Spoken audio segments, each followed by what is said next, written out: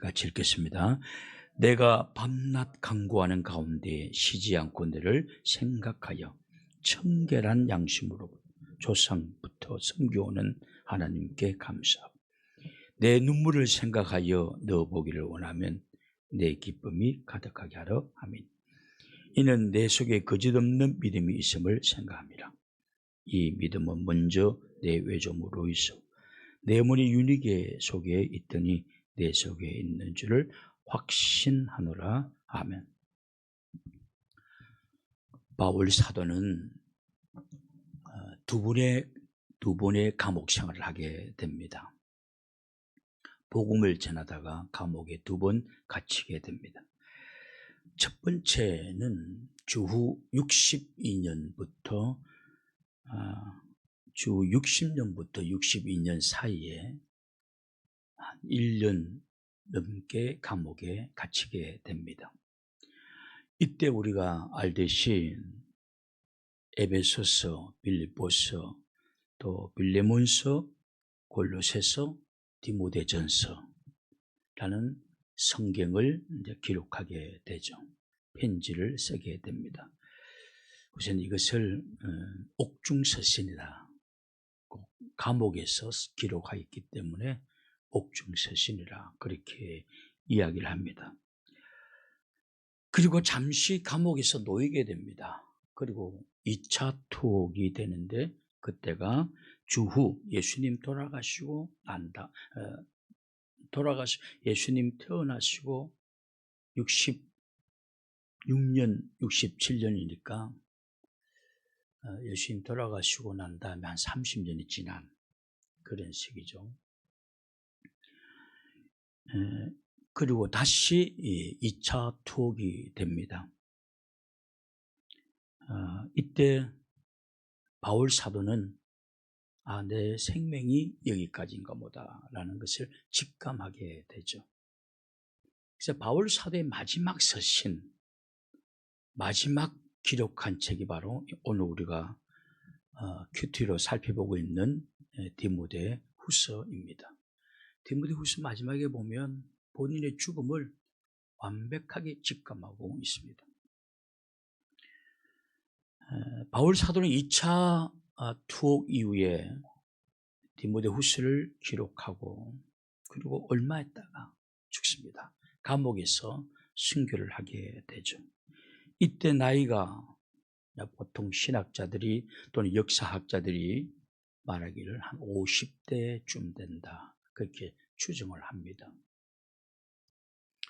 근데 50대는 그렇게 빨리 죽은 나이가 아니에요. 그 당시 고대 로마의 사람들의 평균 수명이 50대였습니다. 다만 감옥에서, 지하 감옥에서 고생하다가 순교한 것, 고독하게, 일종의 고독사죠. 죽은 것이 바울 사도의 마지막의 모습입니다. 그 당시 바울 사도가 죽을 때가 주후 65년도로 본다면 그 당시 우리 한반도에 어떤 일이 일어났는지, 한반도는 삼국이 발흥할 때입니다. 백제가 제일 먼저 발흥을 하죠. 주후 18년경에 발흥을 하게 되죠. 그리고 그 다음에 고구려, 그 다음에 신라 이렇게 발흥을 하게 됩니다. 여러분 초기 삼국, 고구려, 백제, 고구려, 신라 이 삼국, 그때 우리나라 사람들의 수명이 몇 살인 줄 아십니까? 25세였습니다. 영양도 공급되지 않고 전쟁이 너무 많았어요. 그러니까 20대쯤 되면 다 죽는 거예요. 그러니까 결혼을 빨리 다 시켰어요. 근데 고대 로마 때는 그래도 우리보다 2배 더 살았죠.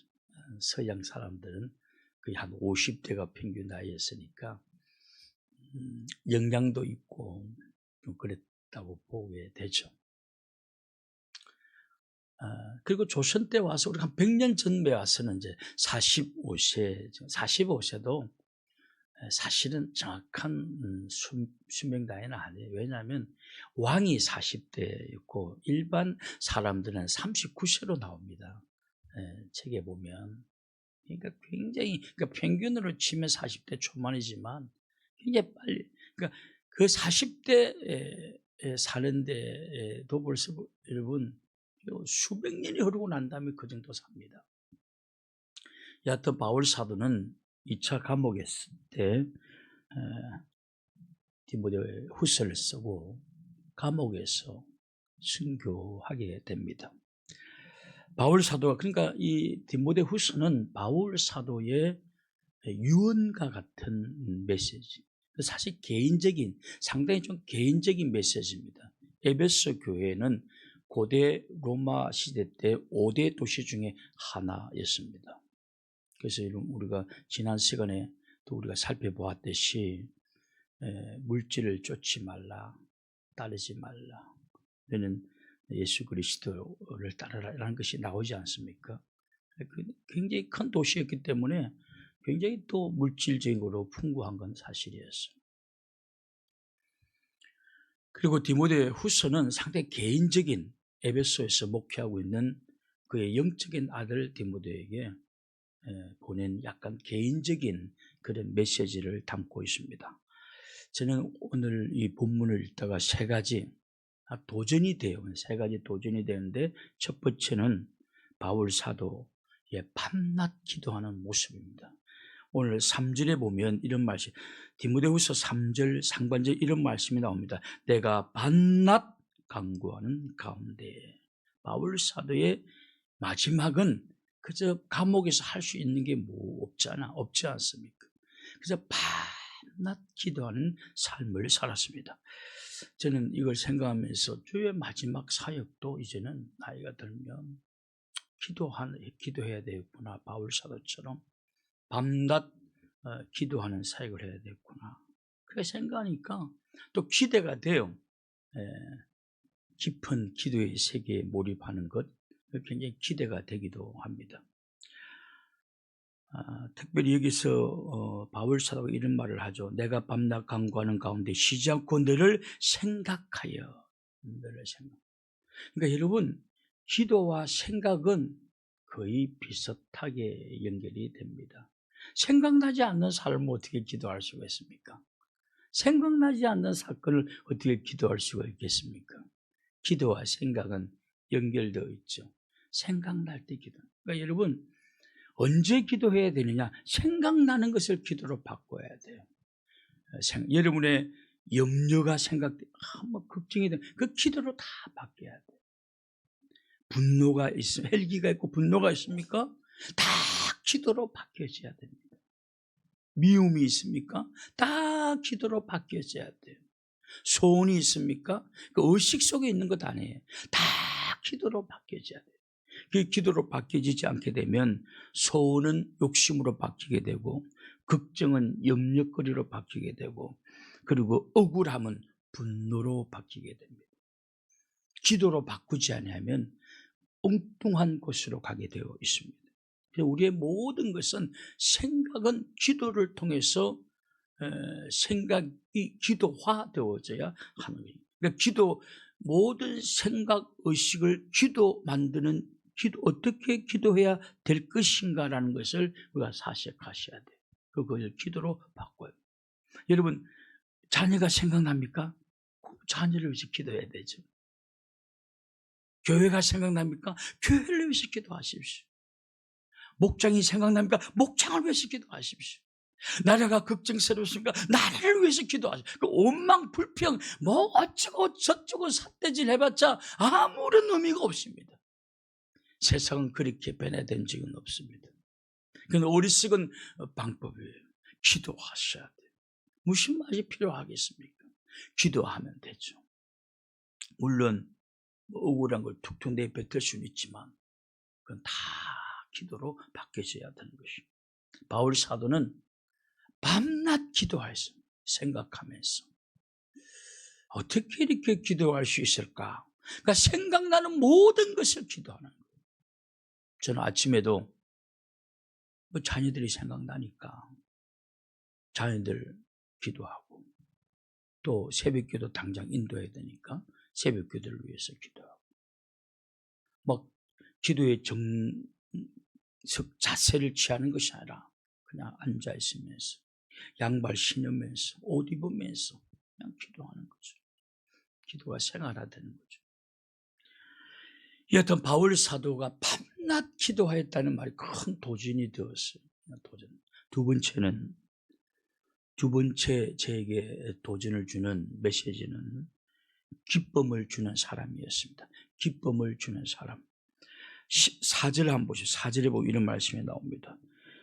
내 눈물을 생각하여 너 보기를 원하면 내 기쁨이 가득하게 하려 하며, 바울 사도는 사람이 이제 죽을 때가 되면 본인이 대충 알지 않습니까?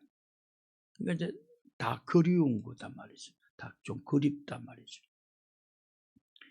그러니까 바울 사도가 감옥에 있으면서 디모데 보기를 원하면서 내가 너를 보고 사는 것은 너는 나에게 기쁨을 가득하게 주는 사람이다라는 게, 이건 굉장히 중요한 메시지입니다. 저는 그렇게 생각해요. 인간관계에서 기쁨이 가득해지기를 원했던 거예요, 바울 사도는. 그래서 디모데를 보고 싶은 거예요.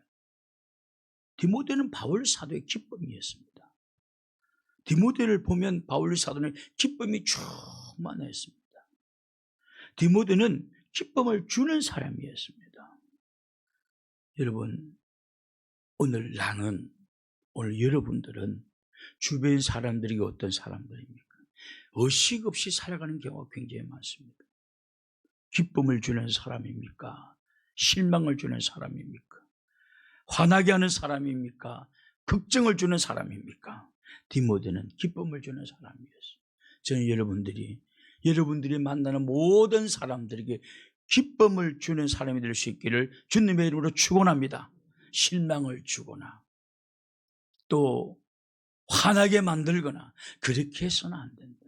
기쁨을 주는 사람이 되어야 된다라는 사실이죠. 마지막으로 제게 도전을 주는, 어저께는 이렇게 말씀을 묵상하면서 도전 주는 그것을 한번 생각해 보았습니다. 도전이 되더라고요. 디모데는 거짓 없는 믿음의 사람이었다. 5절 보십시오. 5절에 보면 이는 내 속에 거짓이 없는 믿음이 있음을 생각합니다. 이 믿음은 내 외조무 로이스와 내 어머니 유니게 속에 있더니 내 속에 있는 줄을 확신하노라. 오늘 이 시대는 거짓된 믿음의 소유자들이 굉장히 많습니다. 그러니까 믿음 자체가 거짓되어 있다. 거짓된 믿음이 무엇이냐는 것 두 가지로 우리는 살펴봅니다. 내적으로는요, 하나님의 관계가 끊어진 사람이에요. 그러니까 하나님과의 관계가 결여된, 끊어진 사람이에요. 이거 본인만 알게 되죠. 보면 대충 알 수도 있지만, 본인은 알아요. 내가 지금 하나님과의 관계가 끊어졌는지, 붙어 있는지. 끊어져 있는 사람들은, 이거 바울 사도가 그의 바울서 서신에도 기록되어 있지만, 우리가 주님을 붙잡고 있어야만 주님으로부터 많은 영적 영향을 공급받게 되어 있습니다. 근데 끊어져 있잖아요. 영향을 공급받지를 못합니다. 그러니까 세상 사람들하고 비슷해요, 그냥. 세상 사람들하고 비슷합니다. 끊어져 있다는. 내적으로. 외적으로는 뭐냐? 행함이 없다. 행함이 없다는 것입니다. 내적으로는 하나님과의 관계가 끊어져 있어. 그러니까 하나님과의 관계에서 오는 그런 짜릿짜릿한 뭔가 깨달음과 뭔가 틈틈이 뜨거움과 틈틈이 뭔가 사명에 대한 엄숙함, 이런 것들이 계속 지속될 수는 없지만 틈틈이 하나님의 관계 속에서 그런 것들이 우리 속에 뜨거움으로 와 닿아야 되는 것입니다. 어느 날 갑자기 생각하고 있는데 사명감이 이렇게 살아서는 안 된다든가, 이렇게 살아야 된다든지, 기도해야 된다라든지, 라는 뭔가 이렇게 하나님의 관계 속에서 오는 그런 영적 찌릿찌릿함이, 그런 깨달음이, 그런 것들이 우리 속에 있어야 하는, 그런 것이 없이 그냥 교회에 끝마치고 가게 되면 아무런 하나님과의 나의 교류가 없다고 한다면, 여러분, 그건 내적으로 하나님과의 내 관계가 끊어진 관계, 전기선이 전압기에서 끊어졌듯이 끊어진 관계, 거기에서는 아무것도 빛이 열기가 일어나지를 않는 것입니다. 그리고 외적으로는 그 본인이 알겠죠. 내적으로는 그렇고 외적으로는 말씀대로 살아가고자 하는 열망입니다. 뭔가 말씀대로 살아가고자 하는 열망이 있다는 것이요.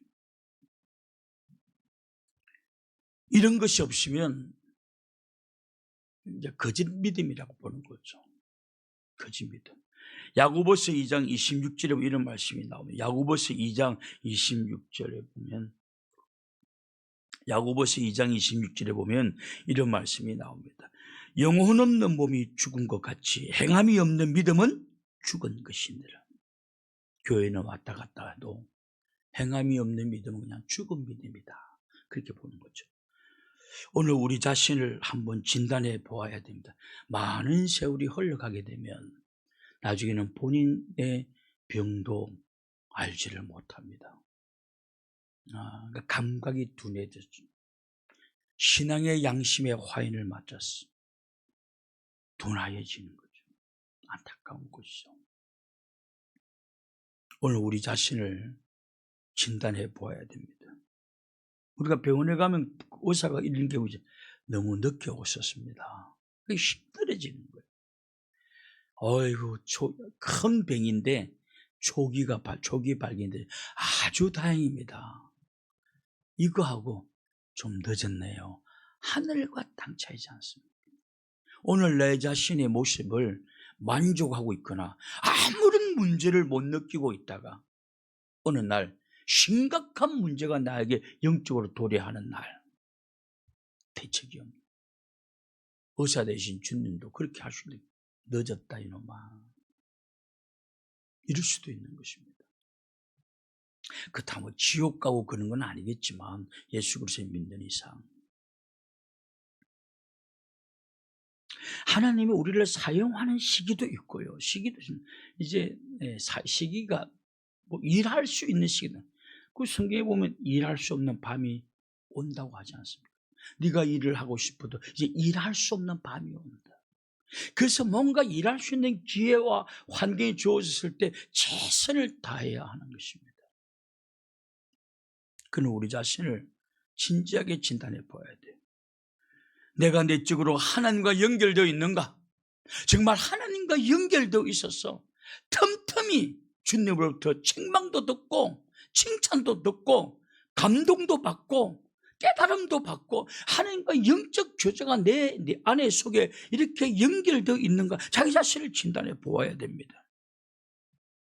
그리고 외행적으로는 내가 말씀대로 살려고 발버둥 치고 있는 거예요. 이 두 가지가 없다고 한다면 그는 지금 거짓된 믿음 생활을 하고 있는 것이죠. 그런데 바울 사도가 디모데에게 이런 말을 합니다. 거짓 없는 믿음이 있음을 생각한다. 바울 사도가 디모데를 볼 때는 너는 거짓 없는 믿음의 사람이다. 행함도 있고 내적인 반성, 내적인 깨달음, 내적인 뜨거움 이런 것이 있었다는 것이죠. 그 자기 자신을 한번 진단을 해보십시오. 정말 내 안에 뜨거움이 있는가? 찔림이 있는가? 사명감이 불타오르는가? 하나님과의 관계가 연결되어 있어야 돼요. 그건 자동이에요. 연결되어 있으면. 그리고 내가 하나님 사람들 바라보지 않고 내가 말씀대로 살려고 보든 안 보든 말씀대로 살려고 발버둥 치고 있는 거예요. 이러면 뭐 그냥 진단이 돼요. 거짓 없는 믿음인지 거짓된 믿음인지 다 진단이 되는 것입니다. 바라기는 그저 저는 어저께 큐티 본문을 묵상하면서 이 세 가지가 와 닿았습니다. 그래 밤낮 기도하는 사람 되어야 되겠다. 그리고 기쁨을 주는 사람이 되어야 되겠다. 기쁨을 주는 사람. 그리고 거짓 없는 믿음의 소유자가 되어야 되겠다. 그런 생각을 했습니다. 우리 모든 성도들이 어차피 뭐 예수님 믿는 것 믿는 척 하다가 가면 되겠습니까? 믿는 척 하다가 가서는 안 되지 않습니까? 밤낮 기도하는 사람. 저도 오늘 새벽에도 그런 생각이 생각나는 모든 것은 기도하자. 나라가 생각나면 나라를 위해서 기도하고, 성도가 생각나면 성도를 위해서 기도하고, 그냥 생각나는 대로 기도하자. 밤낮 기도하는 거예요. 그냥 생각나면 다 기도하는 거예요. 기도화 되는 거죠. 특별히 시간을 만들어 놓고 안 해도 돼요. 만들어 놓고 안 해도 됩니다. 기쁨을 주는 사람, 거짓 없는 믿음의 소유자 다 될 수 있기를 주님의 이름으로 축원합니다. 우리 함께 통성으로 한번 기도합시다.